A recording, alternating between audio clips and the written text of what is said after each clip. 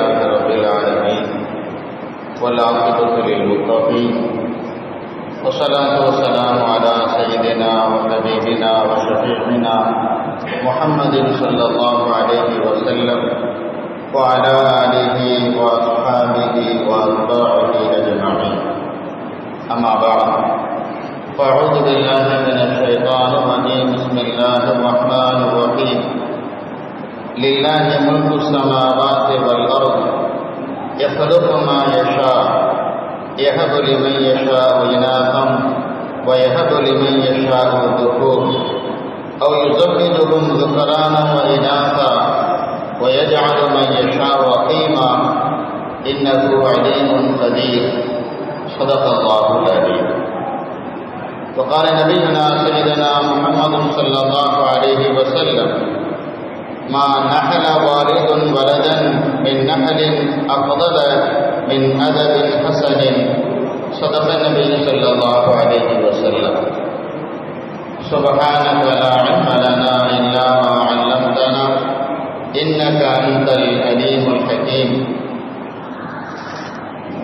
கண்ணியத்திற்கும் பாசத்திற்கும் உரிய பெரியோர்களே, சகோதரர்களே, எல்லாம் வல்ல அல்லாஹ் தஆலாவுடைய அளப்பெரும் அருளும் அனந்தரமான ரசூலே கரீம் ஸல்லல்லாஹு அலைஹி வஸல்லம் அவருடைய அன்பான ஷஃபாஅத்தும் நம் அனைவருக்கும் கிடைக்கட்டுமாக. இன்று நாம் எடுத்துக்கொண்டுள்ள தலைப்பு குழந்தை வளர்ப்பை பற்றி இஸ்லாம். அன்பிற்குரியவர்களே, உலகம் முழுவதும் நவம்பர் 20ஆம் தேதியை உலக குழந்தைகள் தினமாக கொண்டாடப்படுகிறது. நம்முடைய இந்திய தேசத்தில் முதல் பிரதமர் ஜவஹர்லால் நேரு அவருடைய பிறந்த நாளான நவம்பர் 14ஆம் தேதியை குழந்தைகள் தினமாக கொண்டாடப்படுகிறது. குழந்தைகளை பற்றி நம்முடைய இஸ்லாமிய மார்க்கம் நமக்கு சொல்லி இருக்கின்ற வழிகாட்டுதல்களை இந்த வாரம் நாம் பார்க்கலாம். அன்பிற்குரியவர்களே, குழந்தைகள் இறைவன் நமக்கு தரக்கூடிய மிகப்பெரிய அருள்கொடை. எல்லா செல்வங்களை விட மிகச்சிறந்த செல்வம் எதுவென்று சொன்னால் நம்முடைய குழந்தை செல்வம் தான் சிறந்த செல்வம். இந்த குழந்தைகள் நம்முடைய முயற்சியினால் கிடைப்பதில்லை, நம்முடைய விருப்பத்தினால் கிடைப்பதில்லை, நம்மை படைத்த அல்லாஹ் தஆலாவுடைய நாட்டத்தினால் கிடைக்கிறது. திருக்குர்ஆன் ஷரீஃபில் அல்லாஹ் தஆலா சொல்லி காட்டுகிறான்: லில்லாஹி முல்கு ஸமாவாதி வல் அர்த். வானங்கள் பூமியினுடைய ஆட்சி அதிகாரம் அரசாட்சி அல்லாஹ் தஆலாவுக்கே சொந்தமானது. யஹ்லுகு மா யஷா. அவன் நாடிய ஒன்றை படைக்கிறான். யஹபு லிமன் யஷா இனாதன். தன் ஆடக்கூடியவர்களுக்கு பெண் குழந்தையை அன்பளிப்பாக கொடுக்கிறான். வயஹபு லிமன் யஷா துக்கூர். தன் ஆடக்கூடியவர்களுக்கு ஆண் குழந்தையை அன்பளிப்பாக கொடுக்கிறான். அவ் யுஸவ்விஜுஹும் துக்ரானா வ இனாதா. அல்லது ஆண் பெண் இரண்டையும் தன் ஆடக்கூடிய அடியார்களுக்கு கடந்து கொடுக்கிறான். வயஜஅலு மன் யஷா வகீமா. தன் ஆடக்கூடியவர்களுக்கு குழந்தை பாக்கியம் இல்லாமலும் ஆக்குகிறார், மலடியாக மலடனாக ஆக்குகிறார். இந்த திருமறை வசனம் சொல்லக்கூடிய செய்தி, குழந்தை செல்வம் என்பது அல்லாஹ்வுடைய கையில் இருக்கிறது. அவன் யாருக்கு நாடுகிறானோ அவர்களுக்கு தான் குழந்தையை கொடுப்பான். அவன் விரும்பக்கூடிய அடியார்களுக்கு ஆண் குழந்தையாக கொடுக்கிறான். சில பேரை பார்த்தீங்கன்னா உங்களுக்கு பிள்ளை கிடைச்சது துவா செய்கிறான், அமல் பிள்ளையாக தான் இருக்குது, கொடுத்துன்னு அடங்க மாட்டேங்கிறான். ஒரு பொம்பளை புள்ள இருந்தா என் மேல பாசமா இருக்குன்னு ஆசை வைக்கிறேன், ஒரு பொம்பளை புள்ள பிறகு துவா செய்ய என்று சொல்லக்கூடியவர்களும் இருக்கிறார். சில குடும்பங்களை பார்த்தீங்கன்னா பொம்பளை பிள்ளையா பிறகு ஆம்பளை பிள்ளையே இருக்காரு. ஒரே ஒரு ஆம்பளை பிள்ளை எனக்கு பின்னால் பேர் சொல்றதுக்காக என் வாரிசா இருந்தா நல்லா இருக்கும்னு ஆசைப்படுறேன், ஒரு ஆம்பளை பிள்ளைக்கான துவா செய்ய என்று சொல்லக்கூடியவர்களும் இருக்கிறார். சில குடும்பங்கள்ல பார்த்தா சொல்லி வச்ச மாதிரி 2 ஆம்பளை பிள்ளை 2 பொம்பளை பிள்ளை, 3 ஆம்பளை பிள்ளை 3 பொம்பளை பிள்ளை கலந்து அதான செய்கிறாங்க கொடுக்கிறாங்க. இன்னும் சிலர்கள் குழந்தை பாக்கியத்திற்காக வேண்டி பல வருஷ காலங்கள் காத்திருக்கிறார்கள், பல்வேறு விதமான முயற்சிகள் எடுக்கிறார்கள், குழந்தை இல்லாமல் தவிக்கிறார்கள், தவியாய் தவிக்கிறார்கள். இது மனித சக்திக்கு அப்பாற்பட்டது, நம்முடைய கையில் இல்லை. குழந்தை பாக்கியம் என்பது அல்லாஹ்வுடைய கையில் இருக்கிறது. எனவேதான் குழந்தை செல்வத்தை நாம் அல்லாஹ்விடத்தில் கேட்கிறது. குழந்தை பாக்கியத்தை யாரை கேட்கணும்? முதல் அல்லாஹ்வை கேட்கணும். அவன் நாடினால்தான், அவன் விரும்பினால்தான் நமக்கு குழந்தை செல்வங்கள் கிடைக்கும். அன்பானவர்களே, குழந்தை செல்வம் வேண்டும் என்றால் இரண்டாவதாக குழந்தைகள் பெற்றெடுக்கக்கூடிய சாலிஹான பெண்ணை பார்த்து திருமணம் முடிக்க வேண்டும். திருமணம் முடிக்கிற பொழுது, நம்முடைய மனைவியை தேர்ந்தெடுக்கிற பொழுது அவள் குழந்தை பெற்று தரக்கூடிய தகுதி உடையவள் தானா, சாலிஹான பெண்மணி தானா என்பதை பார்த்து தேர்ந்தெடுக்க வேண்டும். பெருமான ரசூல் ஸல்லல்லாஹு அலைஹி வஸல்லம் இடத்திலே ஒரு சஹாபி வந்து கேட்பார், யா ரசூலல்லாஹ், நான் ஒரு பெண்ணை பார்த்திருக்கிறேன் திருமணம் முடிப்பதற்காக வேண்டி, ரொம்ப அழகான பிள்ளை, உயர்ந்த வம்சத்தை சார்ந்த பெண்மணி, ஆனால் அவரால் குழந்தை பெற்றுக் கொள்ள முடியாது, நான் அவரை திருமணம் முடித்துக் கொள்ளட்டுமா என்று கேட்பார். பெருமான ரசூல் ஸல்லல்லாஹு அலைஹி வஸல்லம் அவர்கள் வேண்டாம் திருமணம் முடிக்காதுன்னு சொல்லிடுவார். அவர் போயிடுவார். ஆனாலும் மனசு கேட்க மாட்டேங்குது, ரொம்ப அழகான பிள்ளை, உயர்ந்த வம்சத்தை சார்ந்த பிள்ளை. திரும்ப ரசூலுல்லாஹ் வந்து கேட்கிறார், யார் ரசூலல்லாஹ், நான் அவளை திருமணம் முடித்துக் கொள்ளட்டுமா? நபி வேண்டாம் என்று சொன்னார்கள். 3 முறை பெருமானார் அவர்கள் அனுமதி கேட்டார். பெருமானார் ரசூல் ஸல்லல்லாஹு அலைஹி வஸல்லம் 3 முறையும் வேண்டாம் என்று பதில் சொன்னார்கள். 3வது முறை நபி இப்படி சொன்னாங்க, தஸவ்வஜு அல்-வதூத அல்-வலூத ஃபஇன்னி முகாத்திரும் பிக்கும் அல்-உமம. பெருமானார் அவர்கள் சொன்னார்கள், நீங்கள் யாரை திருமணம் முடிக்கிறீர்களோ அவருக்கு 2 பண்பு இருக்க வேண்டும். ஒன்று வதூதாக இருக்க வேண்டும், 2வது வலூதாக இருக்க வேண்டும். வதூத் என்று சொன்னால் தன்னுடைய கணவன் மீது அதிக பாசத்தை பொழியக்கூடியவளாக, அதிக பிரியத்தை வெளிப்படுத்தக்கூடியவளாக இருக்க வேண்டும். கணவனை நேசிக்கக்கூடியவளாக அந்த பெண் இருக்க வேண்டும். 2வது, கணவனுக்கு குழந்தை பெற்றுத்தரக்கூடிய பெண்ணாக அந்த தகுதியுடையவளாக இருக்க வேண்டும். இந்த 2 தகுதியுடைய பெண்ணை பார்த்து நீங்கள் திருமணம் முடியுங்கள். இந்த 2 முக்கியதானாங்க. திருமணம் முடிச்சதுக்கு பின்னால நம்முடைய மனைவி நம்ம மீது பாசத்தை பொழிவதில்லை, அன்பை வெளிப்படுத்துவதில்லை, எப்ப பார்த்தாலும் எரிஞ்சு விழுவதா, எப்ப பார்த்தாலும் சண்டை போட்டுட்டே இருக்கிறான்னு சொன்னா அந்த மன வாழ்க்கை சந்தோஷமா இருக்குமா? இருக்காது. நமக்கு ஒரு குழந்தை பிறந்தால்தான், ஒரு குழந்தையோ 2 குழந்தையோ குழந்தைகள் பிறந்தால்தான் அந்த குடும்ப வாழ்க்கையிலே நமக்கு ஒரு பிடிமானம் ஏற்படுகிறது. அந்த குழந்தைகள் மூலமாக தாய்க்கும் தகப்பனுக்கும் ஒரு நெருக்கம் ஏற்படுகிறது, பிரியம் இன்னும் அதிகமாகிறது. சில நேரங்களில் கணவன் மனைவிக்கு மத்தியில் சண்டை சச்சரவுகள் வந்தாலும் கூட பிள்ளைகளுக்காக என்று அதை சகித்துக் கொண்டு அந்த பெண்மணியும் வாழ்ந்து கொள்கிறார், பிள்ளைகளுக்காக என்று அந்த கணவனும் அதை சகித்துக் கொண்டு வாழ்ந்து கொள்கிறார். ஒருவேளை பிள்ளைகள் இல்லை என்று சொன்னால் இந்த சண்டை சச்சரவு வெகு சீக்கிரத்திலே மன முறிவுக்கு கொண்டு போய் விட்டு விடுகிறது. நீ இல்லாட்டி போய் எனக்கு வேற ஒருத்தன் கிடைப்பான், அந்த பெண்மணி உதவி தள்ளிவிட்டு சென்று விடுகிறாள். நீ இல்லைன்னா போ, எனக்கு உன்னோட சிறந்த பெண் கிடைப்பாள், இவனும் உதறிவிட்டு சென்று விடுகிறான். ஏன்? அவர்கள் இருவரையும் இணைத்து வைக்கக்கூடிய பாலமான குழந்தைகள் இல்லாததும் ஒரு காரணம். எனவேதான் பெருமானார் ரசூல் ஸல்லல்லாஹு அலைஹி வஸல்லம் அந்த சஹாபியை பார்த்து சொன்னாங்க, அழகை மட்டும் பார்க்காதே, உயர்ந்த வம்சத்தை மட்டும் பார்க்காதே, உனக்கு ஒரு வாரிசை பெற்றுத்தரக்கூடிய தகுதி அவளுக்கு இருக்கிறதா என்பதையும் பார்த்து திருமணம் முடியும் என்றார்கள் பெருமானார் ரசூல் ஸல்லல்லாஹு அலைஹி வஸல்லம்.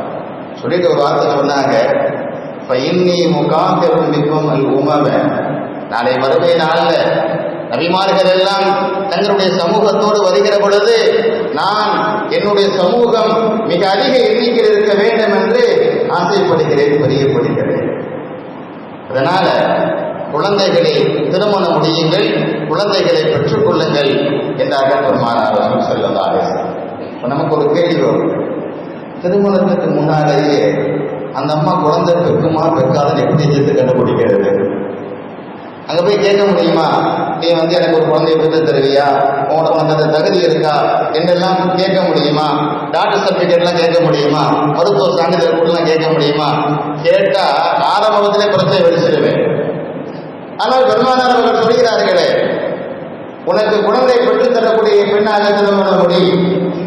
இந்த நபிமொழிக்கு விளக்கம் சொல்லக்கூடிய உலமாக்கள் இப்படி சொல்லுகிறார்கள், குடும்பத்திற்கென்று ஒரு பாரம்பரியம் இருக்கும், குடும்பத்திற்கென்று சில சுபாவங்கள் இருக்கும்.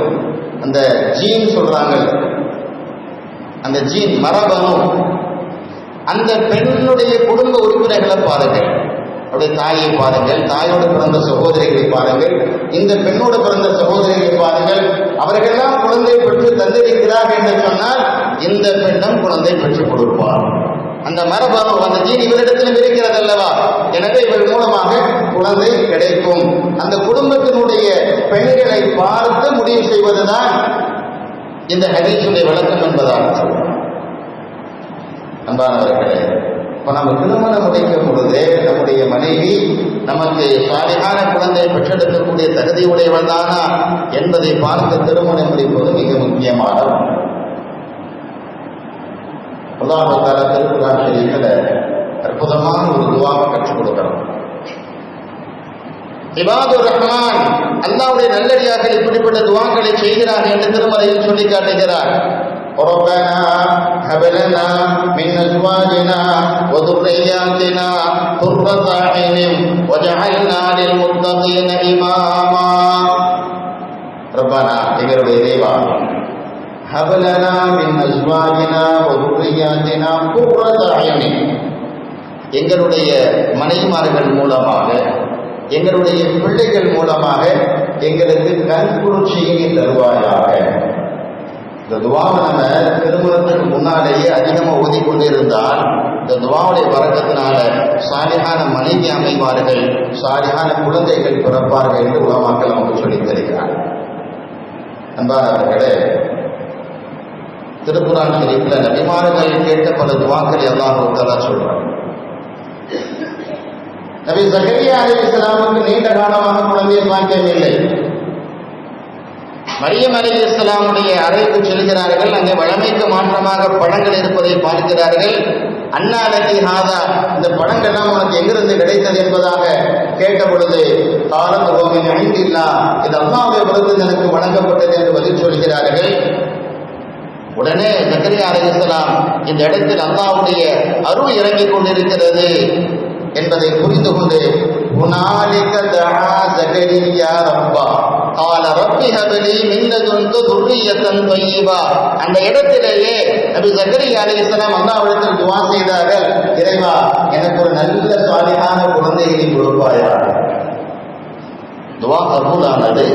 அவர்களுக்கு அல்லாஹ் தஆலா சுப செய்தி சொன்னார், உங்களுக்கு சாலிஹான ஒரு ஆண் குழந்தை பிறக்கும், யஹ்யா என்ற ஆண் குழந்தை பிறக்கும். அந்த ஆண் குழந்தை எப்படிப்பட்ட தன்மை உள்ளதாக இருக்கும் என்றெல்லாம் அல்லாஹ் அவர்களுக்கு முன்னறிவிப்பு செய்ததாக திருக்குர்ஆன் ஷரீஃப் பேசுகிறார். அன்பானவர்களே, எனவே குழந்தை பாக்கியத்தை துஆவின் வழியாக அல்லாஹ் தஆலாவிடத்தில் கேட்டுக்கொண்டே இருக்க வேண்டும். கேட்டவுடன் கிடைத்துவிட வேண்டும் என்று ஆசை வைக்கக்கூடாது. தாமதமானாலும் பரவாயில்லை, கேட்பதை நிறுத்திவிடக்கூடாது.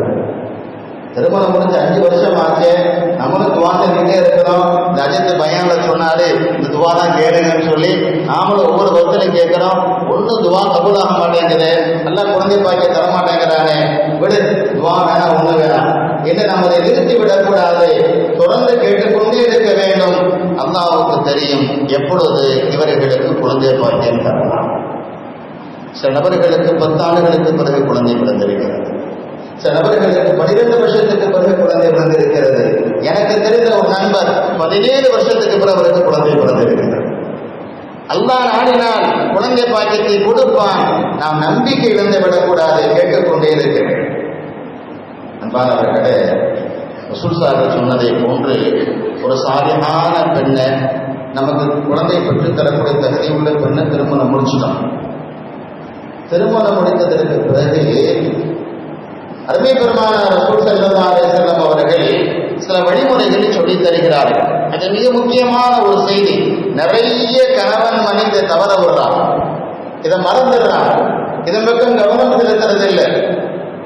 நபி அவர்கள் சொன்னார்கள், கணவன் மனைவி இருவரும் உறவு கொள்ளக்கூடிய நேரத்திலே, தாம்பத்தியத்தில் ஈடுபடக்கூடிய நேரத்தில் அவர்கள் இந்த துஆவை செய்து கொண்டால், பிஸ்மில்லாஹ், அல்லாஹ்வுடைய திருநாமத்தை கொண்டு துவங்குகிறேன். அல்லாஹும்ம இறைவா ஜன்னிபன ஷைத்தானே, எங்களை ஷைத்தானை விட்டும் தூரமாக்கும். வஜன்னிபி ஷைத்தான மா ரஸக்தனா, இந்த உறவின் மூலமாக நீ எங்களுக்கு தரக்கூடிய குழந்தை செல்வத்தை, குழந்தை பாக்கியத்தையும் ஷைத்தானை விட்டும் தூரமாக்கு என்ன துஆவை அவர்கள் ஓதிக்கொள்வார்களே. ஆனால் ரசூல் ஸல்லல்லாஹு சொல்றாங்க, அந்த தாம்பத்திய உறவின் மூலமாக அல்லாஹ் அவர்களுக்கு குழந்தை பாக்கியத்தை கொடுத்தால் அந்த குழந்தையை ஷைத்தான் எப்பொழுதும் தீண்ட மாட்டான் என்றார்கள் பெருமானார் ரசூல் ஸல்லல்லாஹு அலைஹி வஸல்லம். லம் யதுர்ருஹு ஷைத்தானு அபதா, ஷைத்தான் அந்த குழந்தை எப்பொழுதும் தீண்ட மாட்டான். இப்படி ஒரு துஆ இருக்காதுன்னு நிறைய பேருக்கு தெரிகிறது இல்லை. இப்படி ஒரு துஆ ஓதுறதும் இல்லை.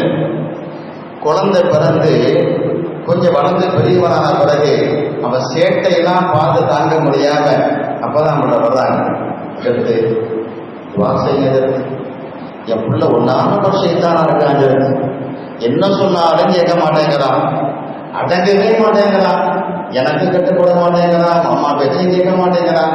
நீங்க தான் எல்லாம் ஓதி ஓதி வருது, அது திருந்துட்டு எப்ப ஓதி ஊதணுமோ அப்ப மறந்துடுறது. எப்ப அல்லாஹு தஆலாவிடத்தில் துஆ கேட்க வேணும் அப்ப நான் மறந்ததன் விளைவு ஷைத்தானுடைய ஆதிக்கத்தில் யார் வேண்டாம், அந்த பிள்ளை வந்துட்டான், அவனுடைய கட்டுப்பாட்டுல போயிட்டான், அவன் தன்னுடைய இஷ்டத்துக்கு அந்த குழந்தையை ஆட்டி வைத்துக் கொண்டிருக்கிறார்.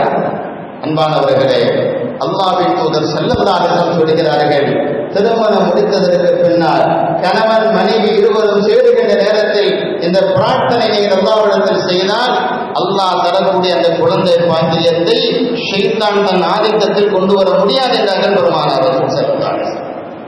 நம்முடைய பிள்ளை சாலிஹான பிள்ளையாக உருவாக வேண்டும் என்று சொன்னால் இந்த பிரார்த்தனை மிக முக்கியமானது. அடுத்து குழந்தை பிறந்துருச்சு, ஆண் குழந்தையோ பெண் குழந்தையோ அல்லாஹ் தஆலா கொடுத்துட்டான். அந்த குழந்தைக்கு சாலிஹான பெயரை, நல்ல பெயரை சூட்டணும். நல்ல பெயர் என்று சொன்னால் நல்ல அர்த்தமுள்ள பெயரை சூட்டலாம். திருக்குர்ஆன் ஷரீஃபில் சொல்லப்பட்ட நபிமார்களுடைய பெயரை சூட்டலாம். ரசூலுல்லாஹ்வுடைய காலத்தில் வாழ்ந்த சஹாபா பெருமக்களுடைய பெயரை சூட்டலாம். நமக்கு முன்னால் உலகத்தில் இறைநேசர்களாக வாழ்ந்து மறைந்த நல்லடியார்களுடைய பெயரை சூட்டலாம். பெயருக்கும் பிரதிபலிப்பு கொண்டு விட்டார்கள் பெருமானார் ரசூல் ஸல்லல்லாஹு அலைஹி வஸல்லம். சில நபர்களுடைய பெயரை கேட்டாங்க நபி, அவங்க பேர் சொன்னதுக்கு பிறகு இந்த பேர் வேண்டாம், நான் வேற பேர் வைக்கிறேன், பேரை மாத்திக்கங்கன்னாங்க. காரணம், நபி சொன்னார்கள் பெயருக்கும் பிரதிபலிப்பு உண்டுன்னு சொன்னாங்க. எனவே நாம் வைக்கக்கூடிய பெயர் அந்த குழந்தையிடத்தில் பிரதிபலிப்பை ஏற்படுத்தும் என்று சொன்னால் நல்ல பெயர்களை சூட்ட வேண்டும். நபிமாருடைய பெயர்கள், வலிமாருடைய பெயர்கள், நல்லடியாருடைய பெயர்கள், நல்ல அர்த்தமுள்ள பெயர்கள், அதை நாம் சூட்ட வேண்டும். இன்னைக்கு பெரிய வேதனை என்னன்னு சொன்னா, முன்னால நம்ம வந்து பேர் கேட்பான், அஜத்து குழந்தை பிறக்க போகுது, ஆம்பளை பிள்ளை பிறந்திருக்கு, நீங்க பேர் சொல்லுங்க, பொம்பளை பிள்ளை பிறந்திருக்கு, நீங்க பேர் சொல்லுங்கன்னு கேட்பான். இப்போ அவங்களே பேரை கொண்டு வருவாங்க. பேரை கொண்டு வந்தது, இந்த பேரை வைங்கிறான். நம்மளோட பேரை கேட்கறது, இந்த பேரை எங்க எடுத்தீங்க? நான் கூகுளில் சர்ச் பண்ணி எடுத்தேன். கூகுளில் சர்ச் பண்ணி எடுத்தேன், நெட்ல இருந்து எடுத்தேன்.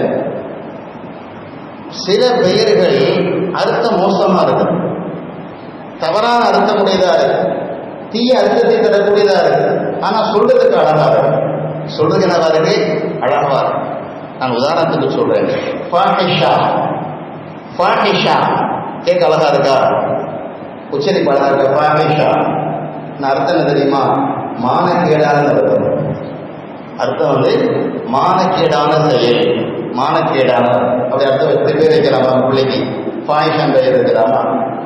அர்த்தத்தை பார்ப்பதில்லை, சொல்வதற்கு நவீனமாக இருக்கிறதா, மாயம் சொல்வதற்கு அது பேஷனாக இருக்கிறதா, நம்ம குடும்பத்தில் இல்லாத பேரா இருக்கா, துனியாவே இல்லாத பேரா இருக்கா, அப்படி பேரை கொண்டு வா. இப்படியா பெயர் வைக்கிறது? பெயர் சூட்டுகிற பொழுது நாம் கவனத்தில் கொள்ள வேண்டும். நீங்கள் என்ன பெயரை குழந்தைக்கு வைக்கிறீர்களோ அந்த பெயரின் பிரதிபலிப்பு அந்த குழந்தையின் வாழ்க்கையில் ஏற்படும். கவனத்தில் கொள்ள வேண்டும். குழந்தை பிறந்ததற்கு பின்னால மிக முக்கியமாக தாய்ப்பால் கொடுக்க வேண்டும்.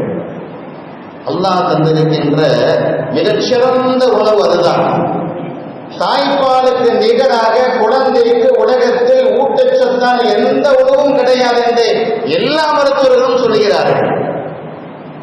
இறைவன் அந்த குழந்தைக்காக வேண்டிய தாயின் மார்பகத்தில் சுரக்க வைக்கிறான். அந்த தாய்ப்பாலை அந்த குழந்தைக்கு கொடுக்க வேண்டும். சில பெண்கள் கொடுக்க தவறுகிறார்கள். தாய்ப்பால் கொடுப்பதன் மூலமாக தன் அழகு கட்டிவிடும் என்பதாக கருதுகிறார்கள்.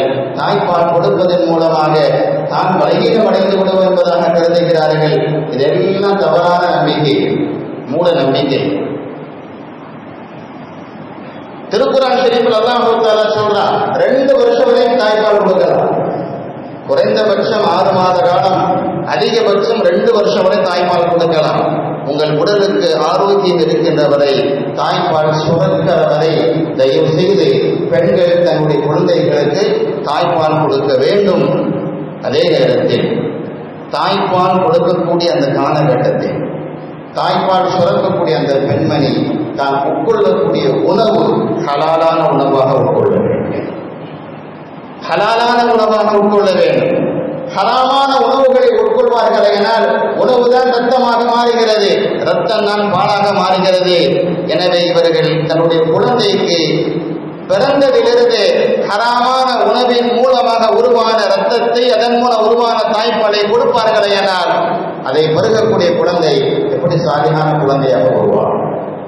எனவேதான் உலமாக்கள் சொல்கிறார்கள், தாய்ப்பால் கொடுக்கக்கூடிய தாய் எல்லா நேரத்திலும் ஹலாலான உணவு உட்கொள்ள வேண்டும். குறைந்தபட்சம் அந்த காலகட்டத்திலாவது பேணுதலாக இருக்க வேண்டும். தன் குழந்தை ஹராமான உணவை உட்கொண்டு விடக்கூடாது என்பதில் இவர்கள் கவனமாக இருக்கிறார்கள். அன்பானவர்களே, குழந்தை பிறந்ததற்கு பின்னால் சிறுபிராயத்திலிருந்து அவர்கள் விவரம் அறியக்கூடிய அந்த வயதிலிருந்து அவர்களுக்கு ஹலால் ஹராமை சொல்லிக் கொடுக்க வேண்டும். நன்மை தீமையை சொல்லிக் கொடுக்க வேண்டும். நம்முடைய இறைவன் யார், இறைவனுடைய மகத்துவம் என்ன, இறைவனுடைய ஆற்றல் என்ன என்பதை பற்றி சொல்லிக் கொடுக்க வேண்டும். இஸ்லாத்தின் அடிப்படை விஷயங்களான அல்லாஹ் ரசூலை பற்றியவர்களுக்கு சொல்லிக் கொடுக்க வேண்டும்.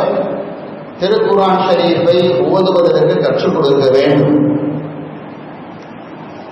நபிகள் பெருமானார் ரசூலுல்லாஹி சொன்னார்கள், குல்லு மௌலூதின் யூலது அலல் ஃபித்ரா, பிறக்கக்கூடிய ஒவ்வொரு குழந்தையும் இயற்கையின் பிரகாரம் தான் பிறக்கிறது. இயற்கையின் பிரகாரம் என்று சொன்னால் இஸ்லாமிய மார்க்கம் தான் இயற்கை மார்க்கம், இறைவனால் ஏற்படுத்தப்பட்ட மார்க்கம். அந்த இயற்கை மார்க்கத்தை ஏற்றுக்கொள்ளக்கூடிய, அதை நடைமுறைப்படுத்தக்கூடிய, அதை பின்பற்றக்கூடிய குழந்தையாகத்தான் எல்லா குழந்தையும் பிறக்கிறது. குல்லு மௌலூதின் யூலது அலல் ஃபித்ரா ஃபஅபவாஹு யுஹத்திரானிஹி அவ் யுனஸ்ஸிரானிஹி அவ் யுமஜ்ஜிசானிஹி. அவருடைய பெற்றோர்கள் தான் அந்த குழந்தையை ஒரு யூதராகவோ, ஒரு கிறிஸ்துவராகவோ, ஒரு இந்துவாகவோ, ஒரு நெருப்பு வணங்கக்கூடிய வணங்கியாகவோ, அல்ல கடவுள் மறுப்பாளனாகவோ யாரும் உருவாக்குறார், பெற்றோர்கள் தான் உருவாக்குகிறார்கள் என்றார்கள் பெருமானார் ரசூல் ஸல்லல்லாஹு அலைஹி வஸல்லம். அன்பானவர்களே, பிள்ளைகளை உருவாக்குவதில் தாய் தகப்பனுக்கு மிக முக்கியமான பங்கு இருக்கிறது. குழந்தைகளை பெற்றுக்கொண்டால் மட்டும் போதாது, அந்த குழந்தைகளை சாலிகான குழந்தைகளாக உருவாக்கி வளர்க்கக்கூடிய மிகப்பெரிய பொறுப்பு தாய்க்கும் தந்தைக்கும் உண்டு. பெற்றோர்களை பல வகையாக பிரிக்கலாம். சில பெற்றோர்கள் அத்தாவும் வேலைக்கு போறாங்க, அம்மாவும் வேலைக்கு போறாங்க, பிள்ளையை யாரோ ஒருத்தர் கொடுத்துட்டு போறாங்க. இவங்க வளர்க்கிறது ஒரு ஆயமாட்ட, ஒரு வேலைக்காரமாட்ட, அல்லது சொந்த பந்தங்கள்ல வீட்டில் யாராவது பெரியவங்க இருந்தால் பெரியவங்கள்ட்ட கொடுத்துட்டு இவங்க போயிடுறாங்க. பிள்ளைகளுடைய உணர்வுகளை பற்றியோ அவருடைய எதிர்காலத்தை பற்றியோ அருகாமையிலிருந்து கவனிப்பதில்லை, நேரம் கொடுப்பதில்லை. நான் எல்லா பெற்றோர்களுக்கும் சொல்கிறேன், நம்முடைய பிள்ளைகளுக்கு நாம் அதிகமான சொத்துக்களை சம்பாதித்து கொடுப்பதை விட, அதிகமான செல்வங்களை பேங்க் பேலன்ஸாக வைத்து செல்வதை விட,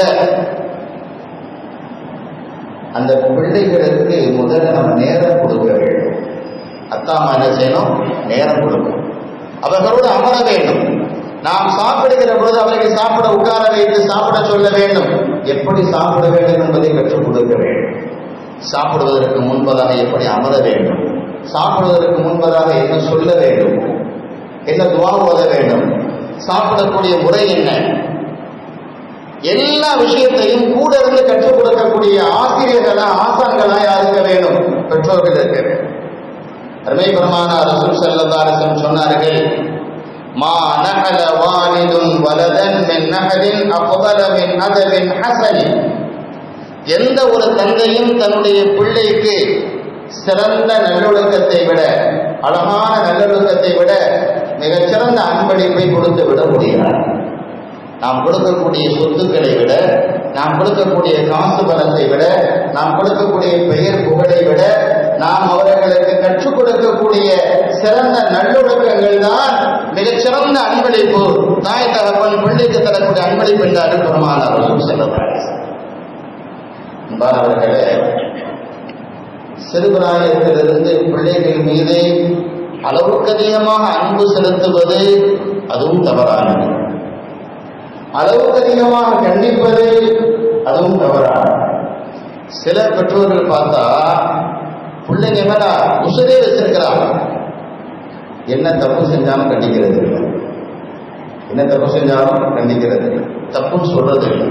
சின்ன பிள்ளை தானே செஞ்சுட்டு போறான். சில பெற்றோர் பார்த்தீங்கன்னா எப்ப பார்த்தாலும் கண்டிஷன் கண்டிஷன் கண்டிஷன். அவர்களுடைய அளவுக்கு அதிகமான கண்டிப்பு தாய் தகப்பனை விட்டும் பிள்ளைகளை தூரமாக்கி விடுகிறது. இரண்டுமே தவறாக. தாய் தகப்பன் பிள்ளைகள் மீது அன்பு செலுத்த வேண்டும். அந்த அன்பு அளவாக இருக்க வேண்டும். தாய் தகப்பன் பிள்ளைகளை கண்டிக்க வேண்டும். அந்த கண்டிப்பும் அளவாக இருக்க வேண்டும். கண்மணி பெருமானார் ரசூல் கரீம் ஸல்லல்லாஹு அலைஹி வஸல்லம் அவர்களை விட உலகத்தில் சிறந்த பெற்றோர் தந்தை யாரும் கிடையாது. நபிகள் பெருமானார் ரசூல் அவர்கள் மெம்பர் படியில மக்களுக்கு குதுபா பிரசங்கம் நிகழ்த்து கொண்டிருக்கிறாங்க. ஹசன் ஹுசைன் ரலியல்லாஹு தஆலா ரெண்டு பேரும் சிறுவர்கள் அபா போட்டுக்கிட்டு உள்ள நடந்து வர்றாங்க. அந்த அபா அந்த ஆடை அவருடைய காலை இடறச் செய்கிறது. கீழே தடிக்கிட்டு விடுறாங்க. குத்துமா ஓதி கொண்டு பெருமானார்களால் அதை பார்த்து கொண்டு நிற்க முடியவில்லை. உடனே பிரசங்கத்தை நிப்பாட்டிட்டு கீழே இறங்கினாங்க. ஓடி வந்து தன்னுடைய 2 பிள்ளைகளையும் பேர பிள்ளைகளையும் அள்ளி அணைத்துக் கொண்டார்கள். ரசூலுல்லாஹ் சொன்னாங்க, அல்லாஹ் குர்ஆன்ல கரெக்டா தான் சொல்றாங்க. அல்லாஹ் குர்ஆன்ல கரெக்டா தான் சொல்றான். என்ன சொல்றான்? இன்னமா அம்பாலுக்கும் அவுலாதுக்கும் ஃபித்னா. உங்களுடைய பிள்ளைகள், உங்களுடைய பொருளாதாரம் உங்களுக்கு சோதனை என்று சொல்றான். பாருங்க, என்னால பொதுப்பாவே ஓத முடியல, எனக்கு வந்து பிள்ளைங்களை தூக்கிட்டேன். அவ்வளவு அன்பு பேர பிள்ளைங்க மேல ரசூலுல்லாஹ் அவ்வளவு அன்பு. அந்த அன்பின் வெளிப்பாடாக பிரசங்கத்தை நிகழ்த்தி விட்டு கீழே விடக்கூடிய பிள்ளைகளை அள்ளி அணைக்கிறார்கள். அதே நேரத்தில் அதே பேர பிள்ளைங்க வீட்டில் சதக்காவுடைய பேரித்தம்பளம் இருக்கிறது. விளையாடி கொண்டிருக்கிறவர்கள் 20இல் ஒருவர் அந்த சதக்காவுடைய பேரித்தம்பளத்தை வாயில போட்டாங்க. சின்ன பிள்ளை தானே, எடுத்து வாயில போட்டாங்க. உடனே பெருமானார் ரசூல் ஸல்லல்லாஹு அலைஹி வஸல்லம் அவர்கள் வாய்க்குள்ள போட்ட பேரித்தம்பளத்தை துப்பு துப்பு என்று துப்ப சொல்லி தன் கையை விட்டு வெளியே எடுத்து அதை விழுங்க விடாமல் பார்த்து கொண்டார்கள். பிறகு சொன்னார்கள், நபிமாருடைய குடும்பத்தார்கள் சதக்காவின் பொருளை சாப்பிடக்கூடாது, நமக்கு இது ஹராமாக்கப்பட்டிருக்கிறது, ஹராமான பொருளை நம்ம சாப்பிடக்கூடாது, இது ஏழைகளுக்கு கொடுப்பதற்காகவே நம்முடைய வீட்டில் வச்சிருக்கிறோம், இதை எடுத்து சாப்பிடாதீங்க என்று உடனே கண்டித்தார்கள் பெருமானார் ரசூல் ஸல்லல்லாஹு அலைஹி வஸல்லம். தப்பு செஞ்சா கண்டிக்கணும், நல்ல விஷயங்கள் செஞ்சா பாராட்டணும், மனம் திறந்து பாராட்டணும், உச்சி முகர வேண்டும். அன்பை வெளிப்படுத்த வேண்டிய நேரத்தில் அன்பை வெளிப்படுத்த வேண்டும், கண்டிக்க வேண்டிய நேரத்தில் கண்டிப்பை வெளிப்படுத்த வேண்டும். அப்பொழுதுதான் நம்முடைய பிள்ளை சிறந்த பிள்ளையாக, சாலிஹான பிள்ளையாக வருவான். அன்பானவர்களே, நான் கடைசியாக ஒரு வார்த்தை சொல்லி நிறைவு செய்கிறேன். உங்கள் குழந்தைகள், உங்கள் பிள்ளைகள் சேட்டை செய்வார்களேயானால், அடம் பிடிப்பார்களேயானால், உங்கள் சொல்லுக்கு கட்டுப்படாமல் இருப்பார்களேயானால், நீங்கள் திருத்த முயற்சி செய்யுங்கள், தவறு கிடையாது. ஆனால் ஒரு பொழுதும் கோபத்தின் காரணமாக சாபமிடாதீர்கள், சபித்து விடாதீர்கள். தாய் தகப்புடைய துவாவும் பிள்ளைகள் வாழ்க்கையை சிறப்பாக்கும். தாய் தகப்புடைய பதுவாவும் பிள்ளைகளை நாசமான். நாம் கோபத்தில் சொல்லக்கூடிய சில வார்த்தை, நாசமா போக, கழிச்சல போக என்று சொல்லக்கூடிய வார்த்தை வாழ்க்கையை நாசமாக்கி விடுகிறது, உடல் ஆரோக்கியத்தை பாதித்து விடுகிறது. பிறகு நாம் தானே கை சேதப்படுகிறோம், நாம் தானே கவலைப்படுறோம், எப்படி இப்படி ஆயிட்டானே. அப்படி ஆனதற்கு நம்முடைய வார்த்தையும் ஒரு காரணம் என்பதை பல பெற்றோர்கள் உணர்வதில்லையே. எனவே எந்த ஒரு சூழ்நிலையிலையும் நீங்கள் பிள்ளைகளை சபிக்காதீர்கள், சாபமிடாதீர்கள், கோபத்தை வெளிப்படுத்துங்கள், கண்டியுங்கள், வேண்டாம் என்று சொல்லவில்லை. ஆனால் அவருடைய எதிர்காலத்தை பாதிக்கக்கூடிய சாபமிடக்கூடிய வார்த்தையை ஒரு பொழுதும் சொல்லாதீர்கள். அவர்கள் திருத்த வேண்டும், சாலிஹான குழந்தையாக வளர வேண்டும் என்பதற்காக வேண்டி புத்திமதி சொல்வதோடு அல்லாஹ்விடத்தில் அவர்களுக்காக இருதரம் வேண்டி துவா செய்து கொண்டே இருங்கள். இன்ஷா அல்லாஹ் நம்முடைய பிள்ளை அந்த துவாவின் பரக்கத்தினால் சாலிஹான குழந்தையாக உருவாகும். இல்லாமல் அல்லாஹ் தஆலா நம்முடைய குழந்தை செல்வங்களை, நம்முடைய சந்ததிகளை அவன் விரும்பக்கூடிய, அவன் பொருத்திக் கொள்ளக்கூடிய, அவனுக்கு நன்றி செலுத்தக்கூடிய சிறந்த சாலிஹான குழந்தைகளாக உருவாக்கி தந்தல் புரிவானாக. வாஹர் தஅவானா அல்ஹம்துலில்லாஹ்.